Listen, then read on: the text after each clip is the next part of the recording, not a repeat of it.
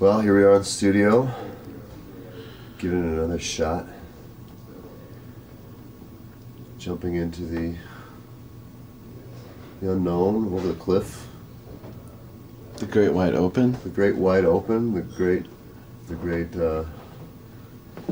letting yourself be in the wind for a minute. Is that the general feeling for the recording?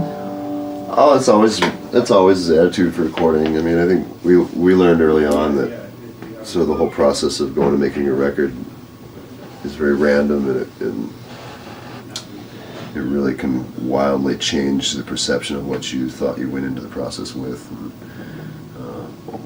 So I think at this point, usually we don't have any preconceptions or anything. We usually just sort of surrender to the randomness and surrender to the unpredictable things that happen because you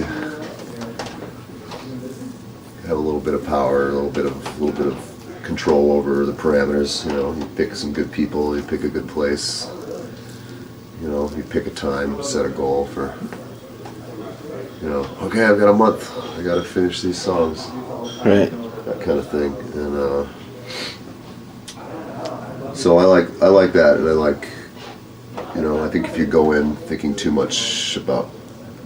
have too much of an idea of what exactly you want, I think you end up spending your time chasing ghosts and being disappointed and not perceptive to the really great things that just happen if you just kind of put all the elements in the room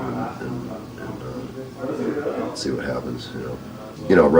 Writing songs essentially becomes the thing that you have the control over and the thing that you can sort of base the foundation on, as far as. And if you can feel strong about that and you can feel confident with that and stuff, I think sort of as ideas and as the unexpected comes along, you're able to kind of incorporate it into what you're doing a lot easier. So far this record we've been doing a lot of reamping things, running drums, running the guitar track through pedals again, which has been interesting. I've done that before, I guess, but it's interesting to be in a studio where it's high tech and advanced and sort of on the front edge of what the technology can do in a studio. There's still very much the creative process is very much based on very simple things and very. I guess modular is one word, but I know that's a word that gets used a lot in sort of electronics, but I'm talking more of a broad sense of, having elements that you can trade into the process simply and easily. There's something kind of tactile about having this thing that you hold in your hand, like, okay, well, I turn this thing, it does this thing, or I turn this knob and I don't know what's going to happen, but right. At some point something comes up, and a lot of times you have an idea of what that pedal or that little element might do to what you send into it, but I think most of the time the best stuff is the surprises. Again, the unexpected is a lot more powerful, I think. Pretty common out here anyway, like when I talk to people who record, like specifically with my gear, they're like, oh yeah, we just recorded tracks and then sent them back out through pedals, which I've never even done, but apparently it's awesome. Yeah, it is awesome. It's interesting because I think it started, maybe 10, 15 years ago when there's probably an influx of a lot of young people trying to, basically learn how to record themselves and sort of, the accessibility of certain technology, whether it's computer or digital audio conversion and whatnot, I think made it, it was kind of a boon to the home recorder. And meanwhile, because sort of the musician engineer and stuff will have pedals around different random things, I think they got used a lot sort of in the lo-fi end of when people were starting to get into recording, and it's been really great to see that they've sort of followed through all the way up sort of the technological ladder, so to speak. it's a quick and intuitive go-to, I think, for people even Right. at any level. It's just I need to mess up this sound somehow. Right. I don't know what I want, but I need to do something. You're like, okay, grab these pedals. And you Well, it's, run something through. Like, oh, that ain't working. That ain't working. I mean, you know, it's just this sort of intuitive. This sort of the way that process works. It's very different from the way you would think about it. Looking at a computer screen and going, okay, well, I can Right. manipulate this way, and you know, there's people who know that, but yeah, again, it's just there's something very intuitive about having this physical element, this physical thing, you know, even psychologically, like sound is going into this thing, and something different is going to come out, and I have control over that, and being able to listen to that against what you already have recorded is you know. Sorry. Oh no, I was trying. I couldn't find that. That sort of evolutionary path that you were describing Right. kind of makes me think of like the whole concept of distortion, where it used to be an accident, and then it was just something you dealt with. Yeah. Like now that's just what And guitars sound like. Yeah. Now it's just the way guitar. It's the way a lot of stuff just sounds. You know. Originally it was like, oh, let's put distortion on it. It'll be really crazy and wild and stuff like. Well, now you actually have to use distortion to make something sound good. I mean, and it can be, you know, done the right way. You can make something three-dimensional, but it was only two-dimensional. It's just something about it. Now, David Gilmour. And Ride David it Gilmour, clean. Ride it clean. Keep it clean. Keep it clean and loud, man. It's all right here.